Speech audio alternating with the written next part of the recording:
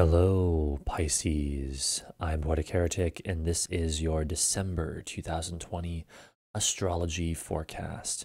Remember, as always, these videos will be most accurate for your rising sign. However, you may also use them for your sun and or moon sign if you so desire. So, let us begin. The month of December dreams its way into existence with loving Venus forming a trine to nebulous Neptune on December 5th at 11:50 p.m. Eastern Time. A breakthrough that may be positive or negative occurs around this time involving how you relate to others as well as fantasy or confusion. This breakthrough takes place in the area of your beliefs, spirituality, ideals, or what is foreign to you, and or you personally, and it ends up affecting your communication, short distance travel, or what is familiar to you, your partner's money, business, or issues of life and death, and or again, you personally. Generally, Venus-Neptune trines are very enjoyable and pleasant experiences, but there is also the risk of getting caught up in the fantasy of Neptune to the point that one loses touch with reality. The Neptunian confusion continues with our next event on December 9th at 2:34 p.m. as the willful sun forms a stressful square to mysterious Neptune. A stressful event occurs involving your ego or sense of self as well as fantasy or confusion that pushes you into new areas of activity. This takes place in the area of your career or public image and or you personally, and it ends up affecting your work, health, schedule, and day-to-day activities, and or again, you personally. A Sun-Neptune square tends to manifest as confusion as the ego finds itself unable to easily direct things and shrouded in the otherworldly mists of Neptune. Additionally, this month we have Mercury only a few days later on the 13th, also forming a square to Neptune. This creates further mental confusion and uncertainty. Thus, the entire period of time that is the 9th to the 13th this month can be considered an overall confusing time.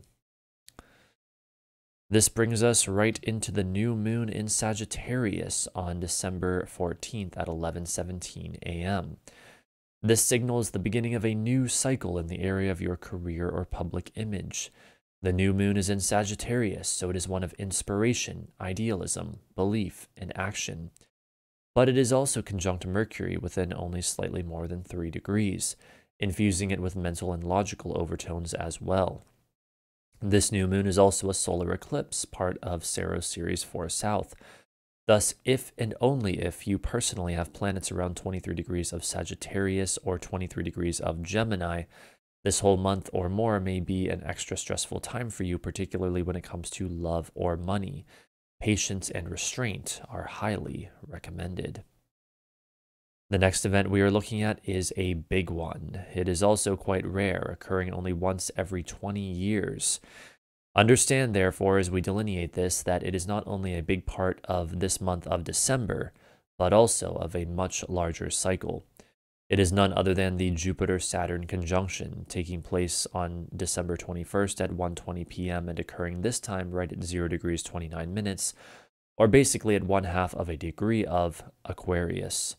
While there is much that could be said about the larger, more far-reaching implications of this, the delineation we are concerned with for the month of December is that of an event that represents an expansion of responsibility, authority, limitation, or reality.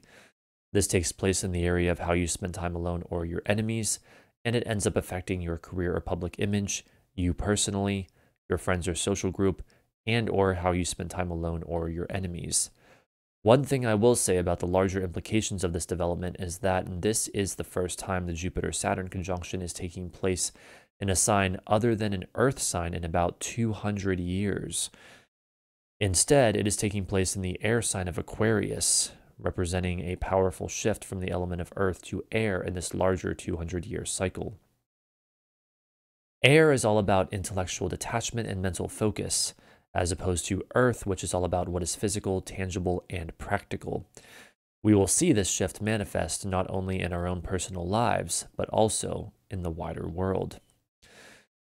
At the time of the Jupiter-Saturn conjunction, we will have also just had the Sun recently conjunct Mercury on the 19th at 28 degrees of Sagittarius.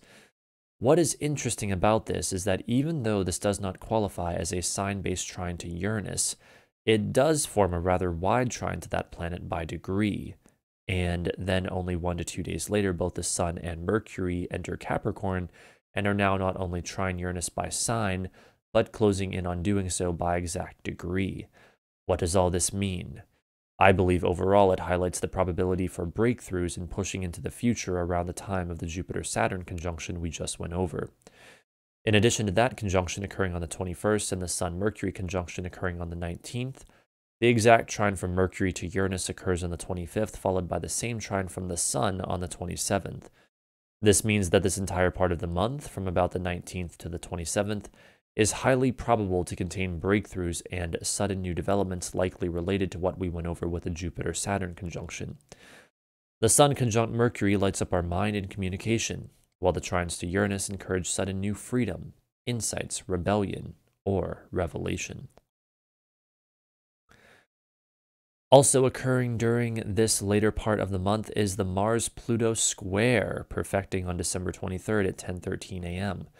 This is the third and final Mars-Pluto square for this Mars retrograde cycle we are now on our way out of, the previous two having taken place on August 13th and October 9th of this year.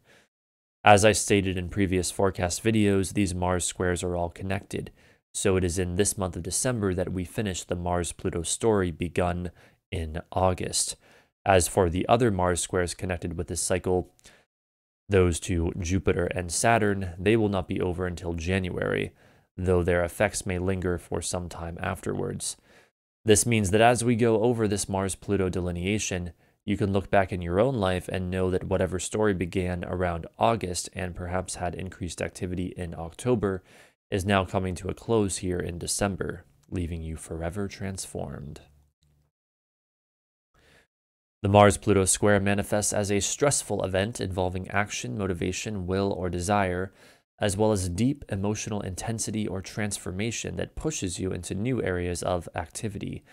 This takes place in the area of your money or values and or your friends or social group, and it has lasting effects in the area of your money or values and or your beliefs, spirituality, ideals, or what is foreign to you.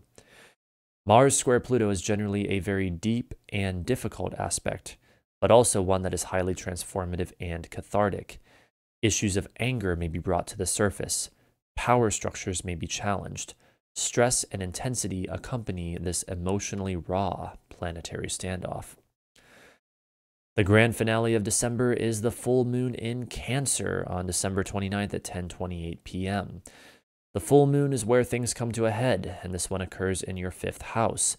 Thus, you can expect things to come to a head in the area of your creative self-expression. It is sextile Uranus, so there is an element of excitement, suddenness, shock, or revelation associated with this full moon. It is also opposite Mercury, so challenges, choices, or other events involving communication, mental activity, or travel may cause some level of stress around this time. A full moon in the sign of Cancer emphasizes the importance of establishing a safe structure within which something can grow. The month of December makes for a powerful conclusion to the wild and nearly unprecedented year that has been 2020. It begins in a very dreamlike way with powerful aspects to Neptune, moves into completely new, uncharted, futuristic territory as both Jupiter and Saturn leave Capricorn and enter Aquarius, where they conjoin for the first time in centuries. And it contains a great deal of stressful transformation, with the third and final Mars square to Pluto. I strongly suspect that December will be the gateway to exciting new beginnings, but it is not without stress and confrontation, whether that be with another person, an event, or even with yourself. Improving times are coming, but we must first do the work to earn them. So there you have it, Pisces. That is your December forecast. I hope you enjoyed. If you did, feel free to like and subscribe if you haven't already, as I am always uploading new astrology-related and other kinds of content to this channel that I do hope you will find interesting. So have a wonderful month of December indeed, and thank you so much for watching this forecast video. I'll see you next time.